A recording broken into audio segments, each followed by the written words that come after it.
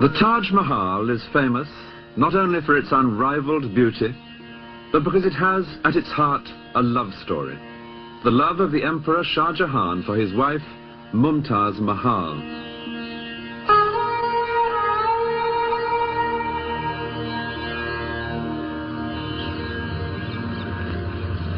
Just 3 years before the tragedy which caused the Taj Mahal to be built, there had been a joyful family reunion here in the Red Fort at Agra between Shah Jahan, Mumtaz Mahal and 2 of their children. The family was exceptionally close.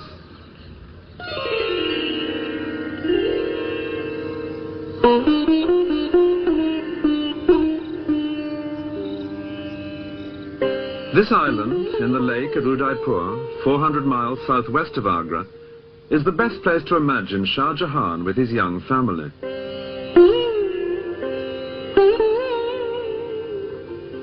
And from their life together here, one can understand something of why he was so attached to his wife that nothing less than the Taj Mahal would do as her monument.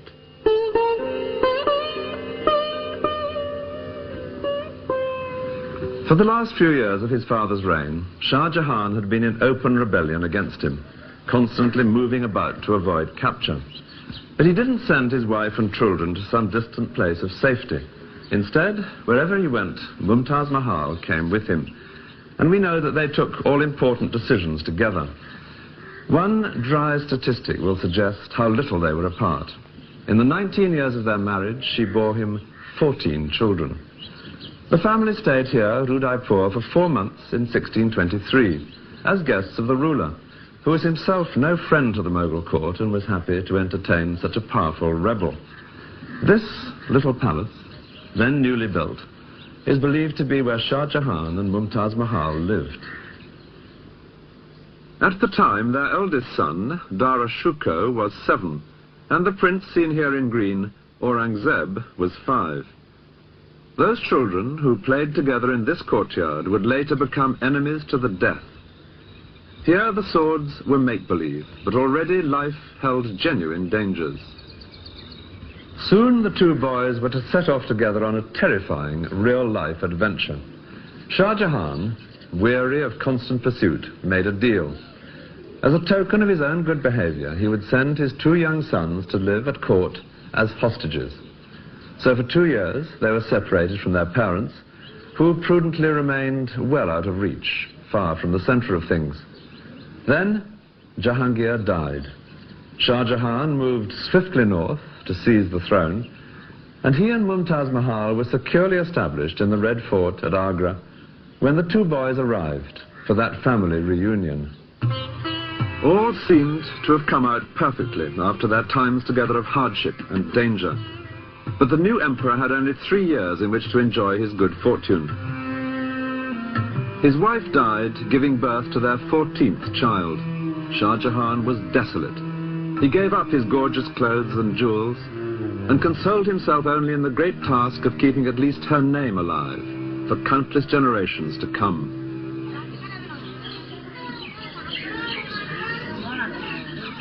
The phrase Taj Mahal, which has ever since echoed round the world, is just his wife's own name abbreviated, Mumtaz Mahal.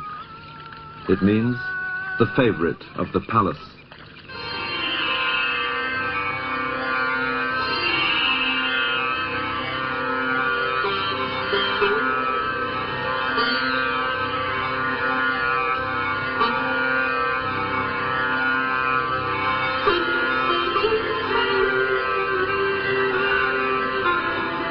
The Taj has always been a holy place, a Muslim shrine for pilgrimage and prayer. But it is also a place of pride and affection for all the people of India, the best possible choice for an outing with all its attendant pleasures.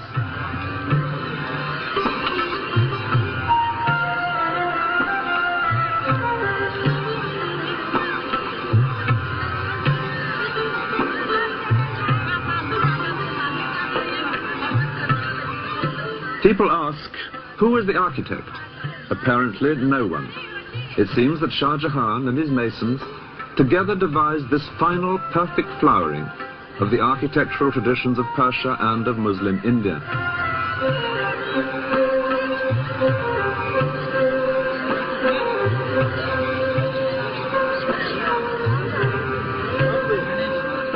Shah Jahan now increasingly devoted himself to architecture, not only in the Taj itself, but in many other projects.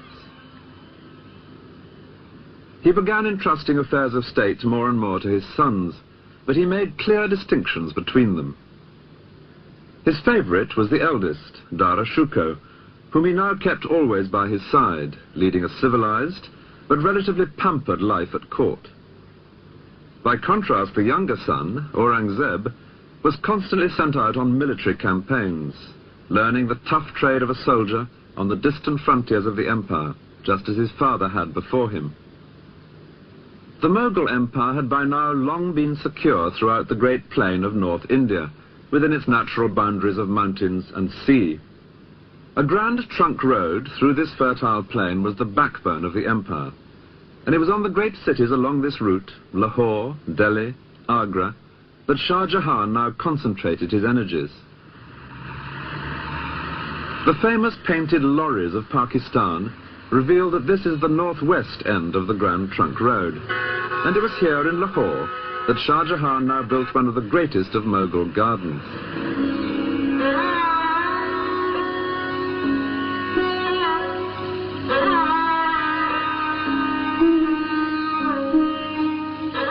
The Shalimar Bagh suggests perfectly one very Mughal concept of earthly pleasure, the soothing delights of water.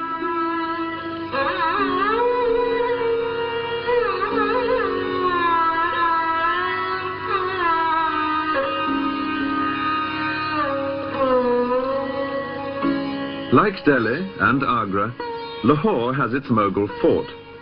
Though much altered in later centuries, some parts do still recall the shimmering white elegance of Shah Jahan's architecture.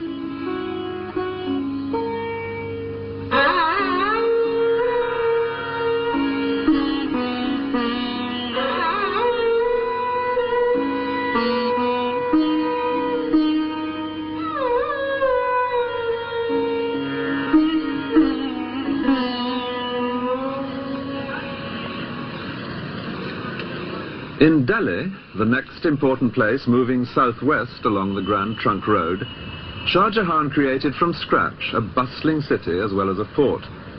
He had decided to move his capital here from Agra. What is now known as Old Delhi was in his time a completely new town. The main street, Chandni Chowk, leads straight towards the Lahore gate of the fort, known like its older counterpart in Agra as the Red Fort. Shah Jahan's own apartments, all built at the same time, perch on the walls on the other, quieter side. And naturally, there had to be a mosque.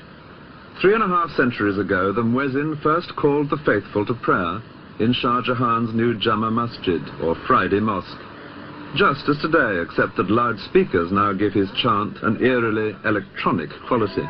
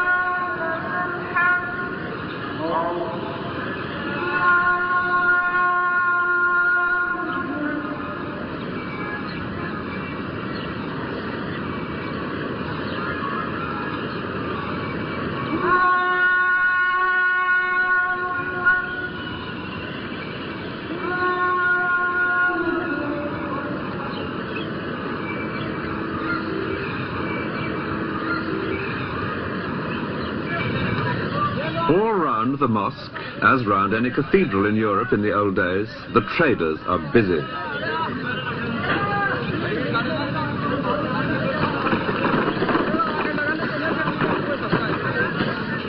This is the market for cereals and spices. There's no space here for four-legged beasts of burden.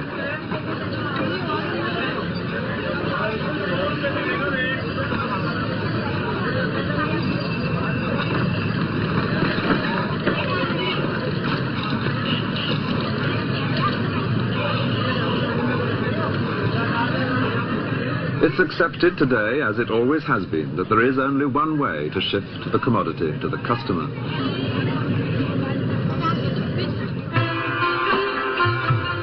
At Agra, too, the Red Fort had much benefited from Shah Jahan's passion for architecture.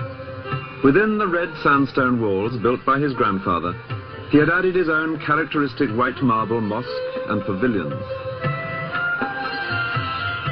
And because the fort here has been less altered than in Delhi, this is the best place to imagine the emperor's daily life.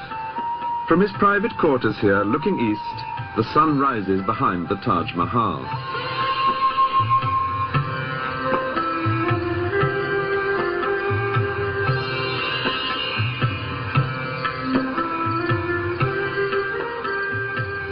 Every day, as the sun rose, Shah Jahan would appear from his marble apartments on the east wall of the fort to let the people below know that he was alive and well, and like the sun, busy on their behalf. It was his grandfather Akbar who had first timed this daily appearance to coincide with the rise of the sun. But both he and Jahangir then went back to bed for a couple more hours of sleep. Shah Jahan was made of sterner stuff. Reached by a steep and narrow staircase, behind his apartments, there is a mosque, probably the smallest in the world.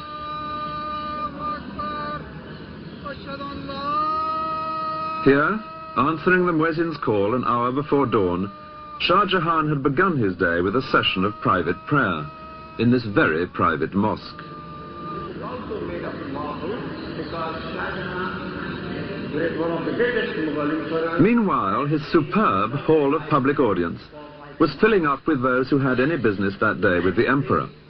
Here, a little before 8, to the sound of hidden drums and trumpets, he would appear in his throne alcove, seated on his famous peacock throne.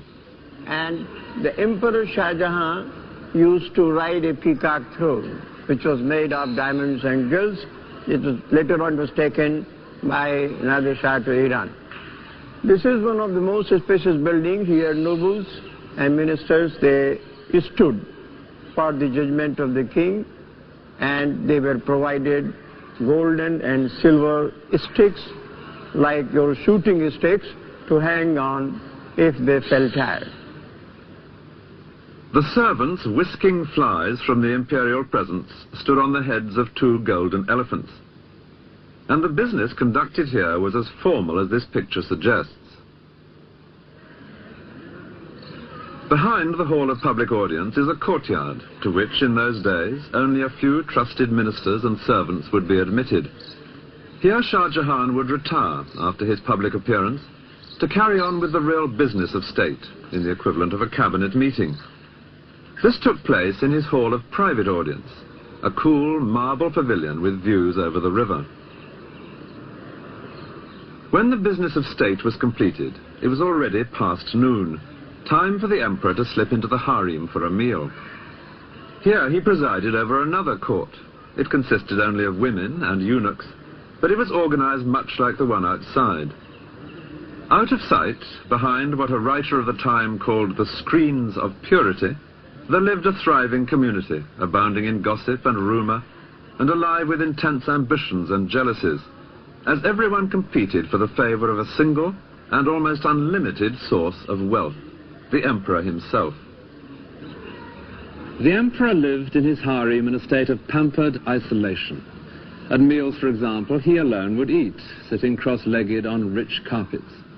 All around, set on white calico cloths, would be dozens of gold and silver vessels, each filled with a separate delicacy. To either side of him, a beautiful girl would be kneeling. The emperor would point to a particular dish, a eunuch would hand it to the girl, and the girl would serve him. After lunch, a siesta, with or without a girl, followed by an afternoon visit to a mosque for more prayers. And then, any further discussion with his ministers that might be needed, before returning finally to the harem for supper, this time with musical entertainment provided by the women. By 10 o'clock, Shah Jahan was in bed. A woman, chosen for her soothing voice, would read to him. His favorite book was the diary of his ancestor, Babur, telling how he had captured India. In 4 generations, from nothing to all this, it was most satisfactory. Shah Jahan had seized the throne by force, but he was determined to hand it on peacefully to his favorite, Dara Shikoh, the elder of the 2 boys who had been held as hostages before his own accession.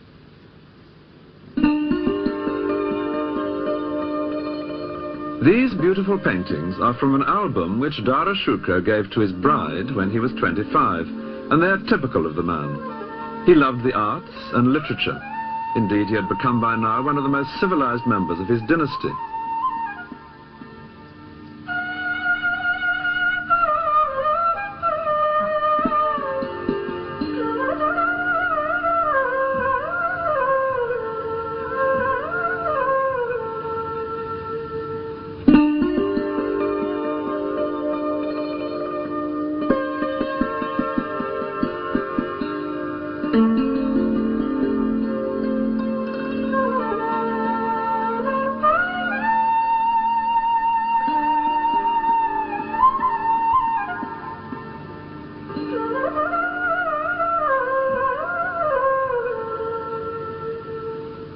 By contrast, Dara Shikoh's brother, and most likely rival for the throne, Aurangzeb, was being toughened rather than civilized by the passing years, being almost permanently away at war. Orcha was where Aurangzeb's military skills were first revealed. The Raja here was unruly, so Shah Jahan sent Aurangzeb, still only 16, to reassert imperial authority. He did so, and entertained his father in the Raja's own palace. Father and son now perpetrated an outrage which was a major change of policy. They demolished the local Hindu temples. The young Aurangzeb was beginning in the way he meant to continue. Soon he was adding spectacular further conquests. Even the great southern city of Hyderabad would eventually fall to him. It was famous then, as it is now, for its jewels.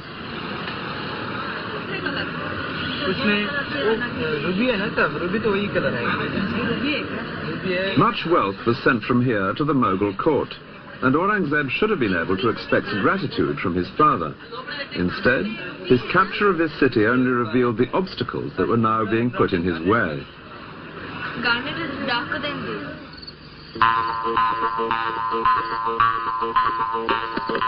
5 miles from the city is the fort of Golconda, the stronghold of the royal family of Hyderabad. It was here, to escape from Aurangzeb, that they now retreated. For if he had been able to capture them, then their kingdom, and not just their jewels, would have fallen to the Mughal Empire. The size of this place is astonishing. This courtyard is already halfway up inside the fort, but there's still all that rocky way to go before you reach the small palace at the top, where the royal family had taken refuge. Even from here it looks almost impossible to winkle them out. And yet it seems that Aurangzeb had a good chance of doing so. And it was that news, when it reached the ears of Dara Shikoh in the court at Delhi, which caused the trouble. He wasn't going to have his ambitious younger brother scoring a success on this scale. Admittedly, there were agents from here offering him bribes to intercede on Golconda's behalf, and he did take their money. But he could honestly claim that it didn't influence his decision. His interests and theirs already exactly coincided. So he persuaded his father, the emperor, to command Aurangzeb, who had in his sights a possible great victory for the Mughal Empire, to withdraw his forces. It was exactly the sort of frustration to fuel Aurangzeb's leaping ambition. The crisis came when Shah Jahan fell ill in the following year, 1657, and temporarily handed over the business of government to Dara Shikoh.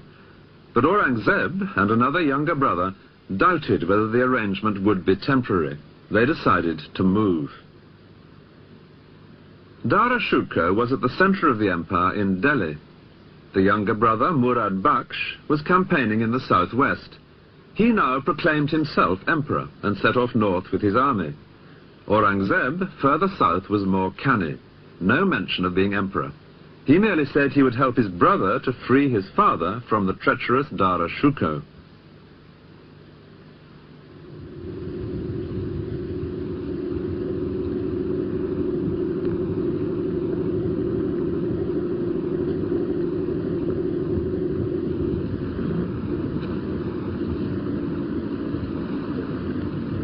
It was on a hot summer's day under a blazing sun that the two armies met on an open, dusty plain south of Agra. On one side, the somewhat scruffy joint forces of the two younger brothers, unglamorous to look at, but their men hardened in distant campaigns. On the other, the imperial army, headed by Dara Shikoh. An eyewitness has left an account of his magnificent force as it moved out from Agra. Ranks of elephants in immaculate shining armor, squadrons of cavalry with gleaming lances. But the same account goes on to say that most of those soldiers were not very fierce, being barbers, blacksmiths, butchers, carpenters, tailors and such like. A peacetime army under a peacetime general. The midday sun was so hot that men's skin was blistered by their armor. In spite of the barbers and the tailors, it was quite a close-fought battle, but in the end it was Dara Shikoh who turned and fled back to Agra. He stopped just long enough to collect his family and a few favorite slave girls and set off with them on fresh elephants to Delhi. And with that ignominious flight by the intended heir to the throne, the tide turned towards his younger brother, Aurangzeb. It was 2 days later that Aurangzeb and his victorious army arrived outside the Red Fort in Agra, where his father, Shah Jahan, waited, his plans for the inheritance in ruins. Any negotiations here in the fort would be without Prince Murad, who had been badly wounded in the battle. Shah Jahan opened the matter by sending a sword of honor to Aurangzeb with an invitation to visit him. Aurangzeb replied that he would only do so if his father handed over the fort to Aurangzeb's men.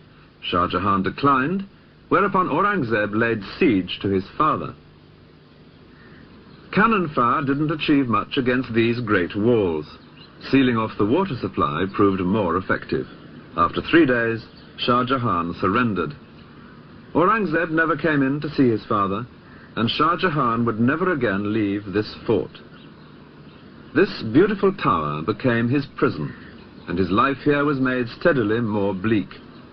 Even his jewels were removed by the servants of his grasping son. All that he managed to keep with considerable difficulty was his pearl praying beads. There was plenty of time now for prayer, and he became, in the way perhaps of old men in adversity, increasingly devout. For the fifth of the great Mughals, the imperial days were over. There were some consolations. He did have a devoted daughter to look after him. There was comfort in the Quran. And he was allowed to stay here in his private apartments, with their beautiful view made infinitely more so by the great monument which he himself had created to his wife, and to happier days, when she was alive and their sons were busy only with nursery battles, instead of the fight to the death on which they would now embark.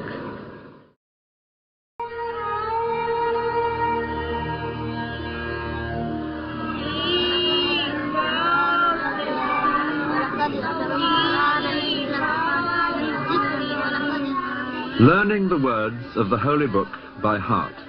In many societies, the basis of religious education. These are children in a mosque in India.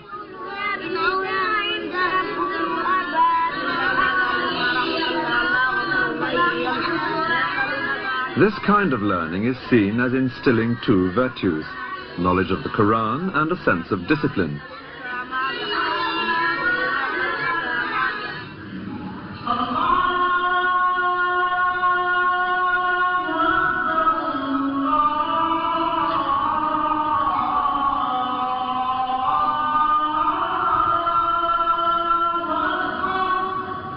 Adults now in the mosque at Lahore.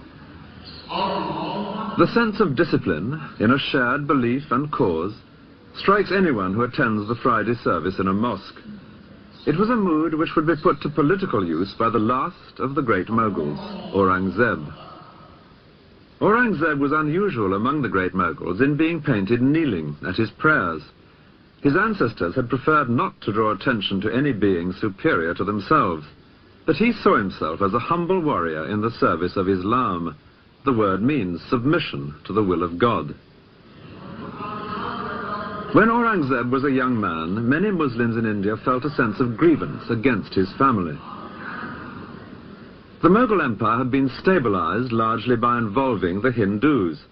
Under Aurangzeb, the frontiers would be vastly extended, and he himself would spend much of his life fighting in the south. But his most passionate aim was to turn India into a more orthodox Islamic state. Violence between the two great communities of India, Hindus and Muslims, is nothing new. The tragic events of 1947, when India and Pakistan became independent countries, were merely the most extreme example. The question of how far the ruling Muslim minority should tolerate the pagan practices of the Hindus was an important one in Aurangzeb's youth, when he was just one of several rival princes. The natural heir to the throne, Dara Shikoh, profoundly disagreed with his younger brother Aurangzeb. He believed in encouraging all religions equally, which Aurangzeb considered heresy.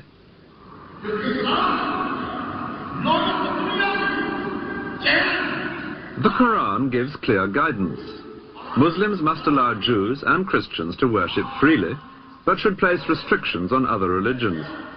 It had been Mughal policy to lift these restrictions from the Hindus, but this offended the more orthodox in the Muslim community.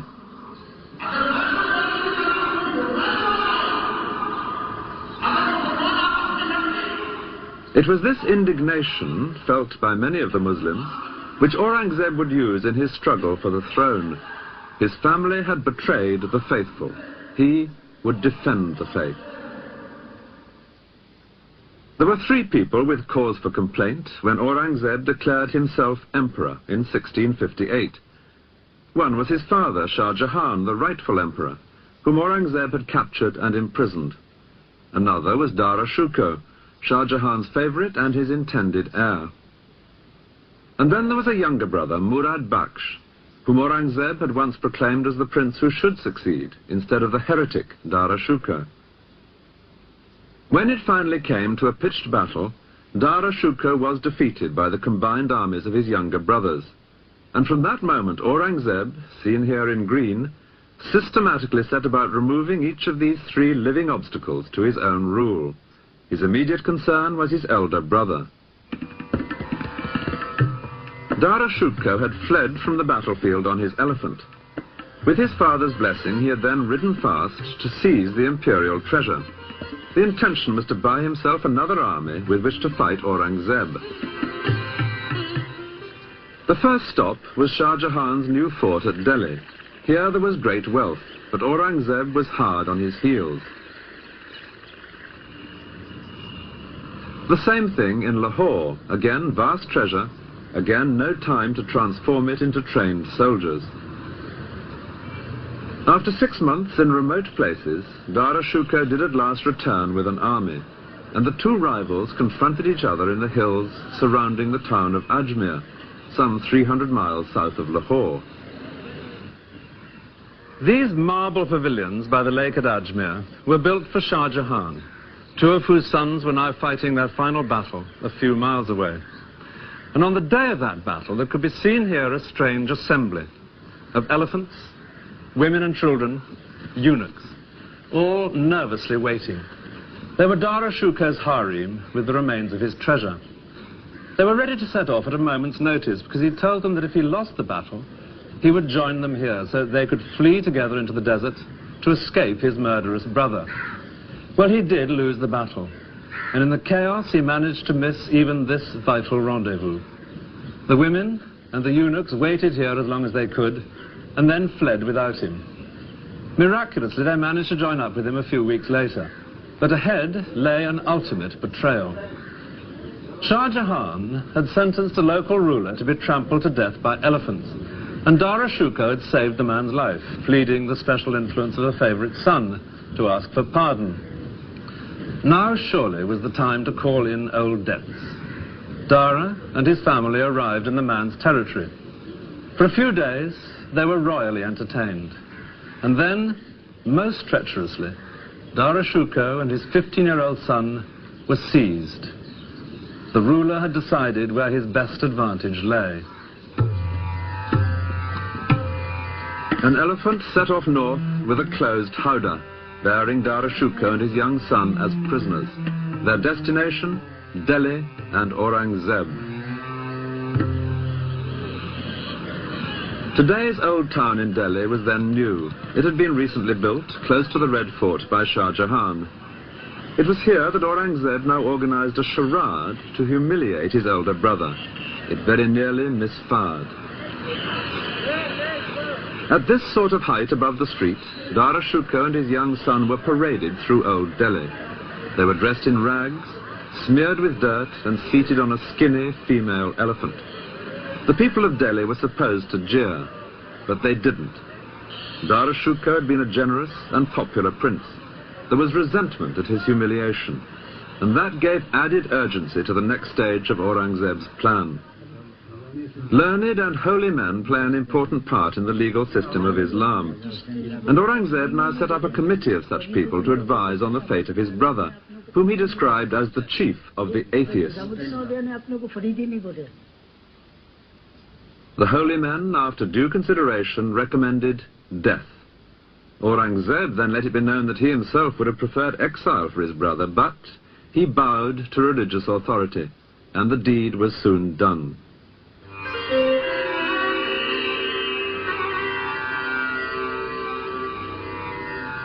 Next in line was the younger brother, Murad Bakhsh, who had once been Aurangzeb's ally, but now found himself his prisoner.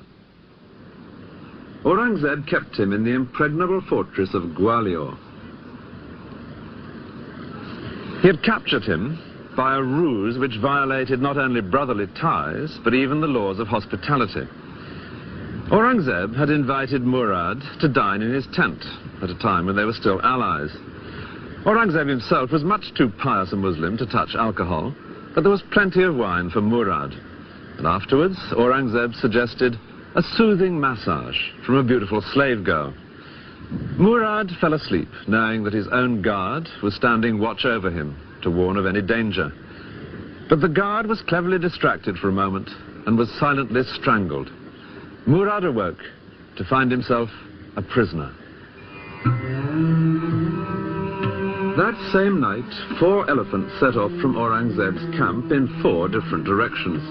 Each carried a closed howdah, making it hard for any rescue party to decide which to pursue. The one with Murad Bakhsh inside delivered him to a succession of prisons, and eventually to the dark security of Gwalior.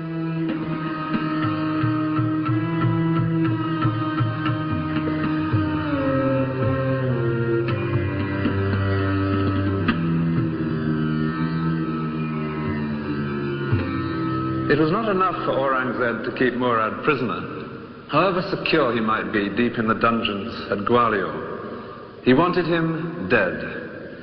And he achieved that by a piece of hypocrisy that was typical of the man.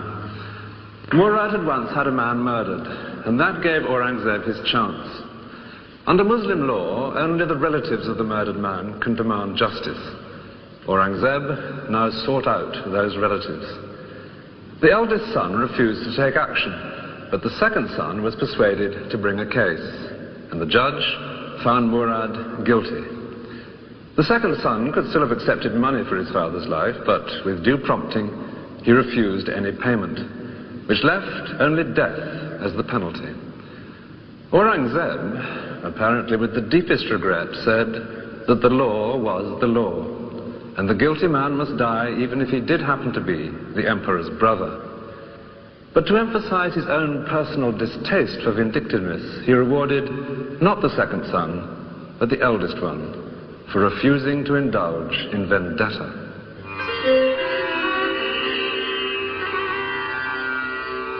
Only one man living could now deny Aurangzeb's claim to the throne, the prisoner in the Red Fort at Agra, Shah Jahan. Even Aurangzeb couldn't kill his father. He left that to time. And after 8 years, the old man died. A boat brought him to his final reunion. For 8 years, he had gazed from his marble cell at his most astonishing creation, and never once been allowed to visit his wife's tomb. Now his body was brought the mile or so down the river from the fort to the Taj, to lie once again beside Mumtaz Mahal, beneath the very center of that superb dome.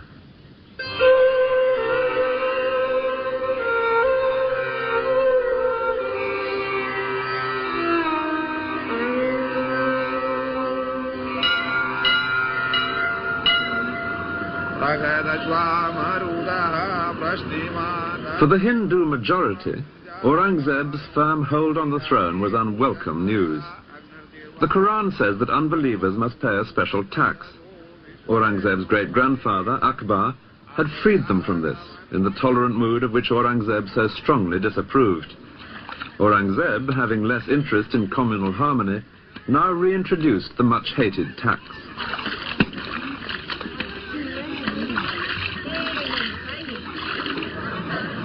It was in the ancient and powerful Hindu city of Jodhpur that opposition to Aurangzeb first came to a head. Above the marketplace, there towers one of the most spectacular forts of Rajasthan. The family holding this fort had been closely allied with the Mughals ever since the time of Akbar. Now they became restless, and Aurangzeb sent his favorite son, also called Akbar, with a large army to bring this place under control. But the Jodhpur royal family made most tempting proposals to the young prince. His bigoted father, they said, was tearing the empire apart. What India needed was a broad-minded Mughal emperor, like the great Akbar, whose name the prince shared. If their Rajput army, they suggested, were combined with his Mughal army, they could together overthrow his father and place a new Akbar on the throne. The Rajputs were famous fighters. The plot seemed a good one. The prince agreed to join them. For Aurangzeb, it was a most dangerous moment. He happened to be not far away, but he was directing a much smaller force from his red imperial tent. Only the emperor used a red tent, and in effect it's a version in canvas and embroidery of the white marble columns and arches among which he would hold private audience when at home in a palace. This is in the museum in Jodhpur Fort, and it's the only one of its kind to have survived. But as Aurangzeb sat in his tent, he was aware that this time he would only be saved by his own genius for deception. He set to work. He knew that his son would not march into battle except on a day approved by his astrologers. Well, naturally, Aurangzeb had spies in his son's camp, and they now bribed the astrologers to look into their charts and to find there that, to be absolutely certain of good luck, a little delay was advisable. That delay gave Aurangzeb time to bring up more troops. Even so, he couldn't match the combined force of his son's army and the Rajputs, but he had another age-old trick up his sleeve. As the opposing armies moved closer, with battle almost certain on the next day, Aurangzeb wrote a letter to his son, congratulating him on the brilliant way in which he had brought such a large Rajput army into the trap which they had together prepared for them. The letter was smuggled into his son's camp, and it was arranged for it to fall into Rajput hands. Overnight, the Rajput army vanished, and when that was discovered, young Akbar fled as well. His father was not the man to be so easily toppled. The area into which Akbar headed was the wild mountainous region south of the Mughal Empire, known as the Deccan. This was the part of India which successive Mughal emperors had found most difficult to subdue. The reason was simple, but not simple enough to deter Aurangzeb. This was perfect terrain for any guerrilla force, striking unexpectedly at a conventional army and then vanishing. And during Aurangzeb's reign, a ruler had emerged here who was a classic leader of guerrillas. His statue can be found today in many Indian towns, because he became, in our own century, a symbol of how Hindus could drive out oppressors, by implication the British. His name was Shivaji. and his successes, according to one Indian historian, proved that the Hindu race can build a nation. The countryside inland from Bombay is dotted with forts, which Shivaji captured and held, such as this one at Panhala. This dramatic figure in Panhala suggests very well what Shivaji came to stand for. It's a modern statue of one of the generals who fought with him against Aurangzeb, but its spirit of bravado, like something from a child's book of legends, is exactly in keeping with Shivaji's own image.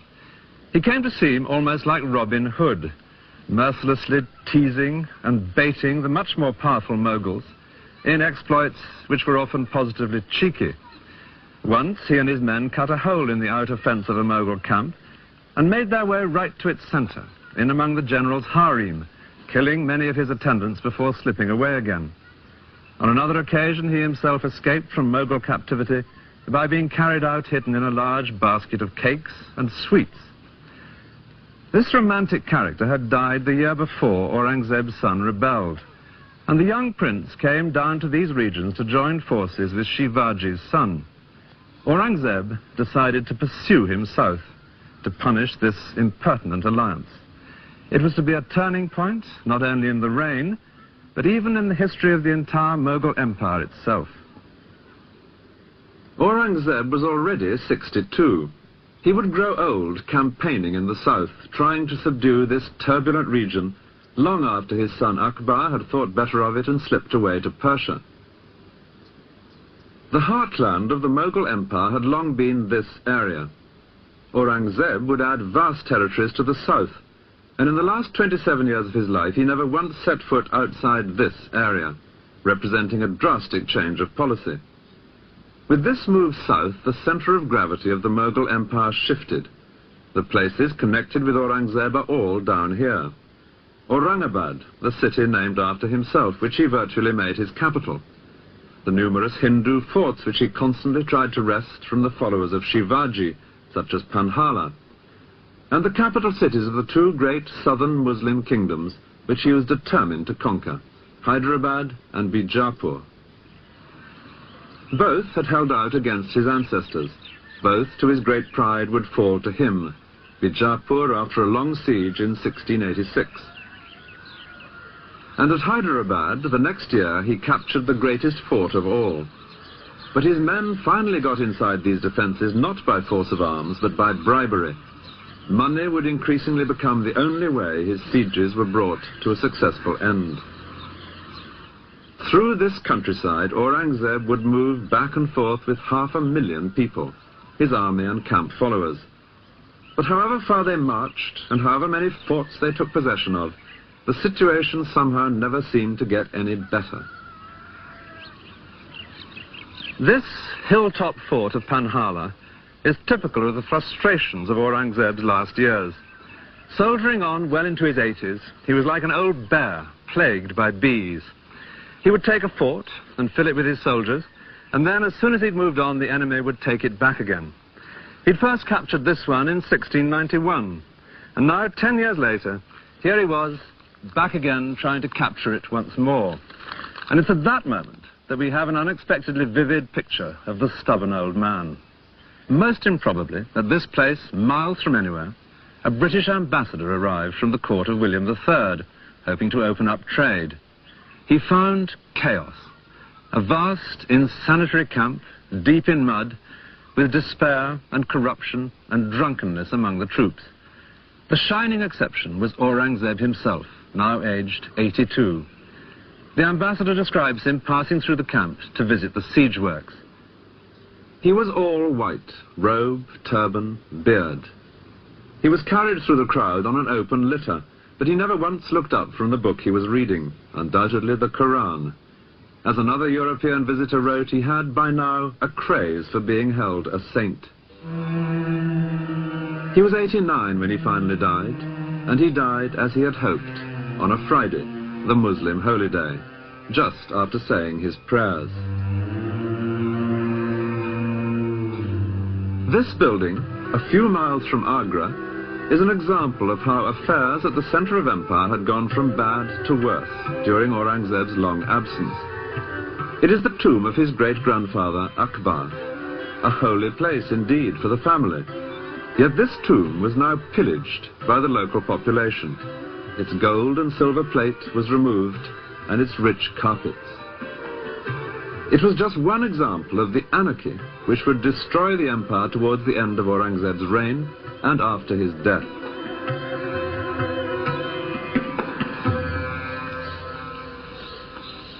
Aurangzeb's own grave could hardly provide a greater contrast. It's in the south, 15 miles from Aurangabad at Kuldabad. No great gateways and gardens and terraces here, just small whitewashed courtyards leading to a flight of 3 steps.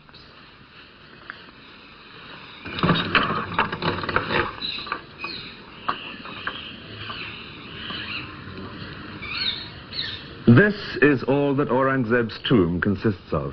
A space the size of a small room and a bare patch of earth open to the sky. Exactly in keeping with what the Quran specifies and with his own image that he had always liked to project, that of a simple Muslim, just one of life's pilgrims. But in another way, this cramped space symbolizes the poverty of mind he had brought to the more generous tradition of his ancestors. With their flamboyant ability to enlist everyone's talents, Hindus and Muslims alike, in their cause, an idea which had once amply justified that resounding phrase, the great Mughals. This grave fulfills a very precise religious requirement, but it was very different from what India had come to expect of her emperors. The 6th great Mughal was dead, and the empire dead with him.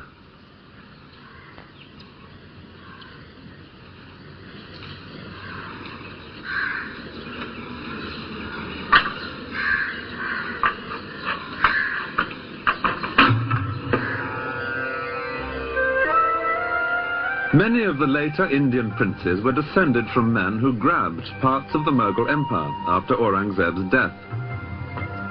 It was in the resulting chaos that the British stepped in, just as the Mughals had 3 centuries earlier. Aurangzeb's descendants were still officially emperors, though increasingly powerless, until at last the imperial title was transferred to Queen Victoria. The British Raj certainly had its own moments of splendor, in a tradition of pomp and ceremony which continued right up to the end of empire in 1947.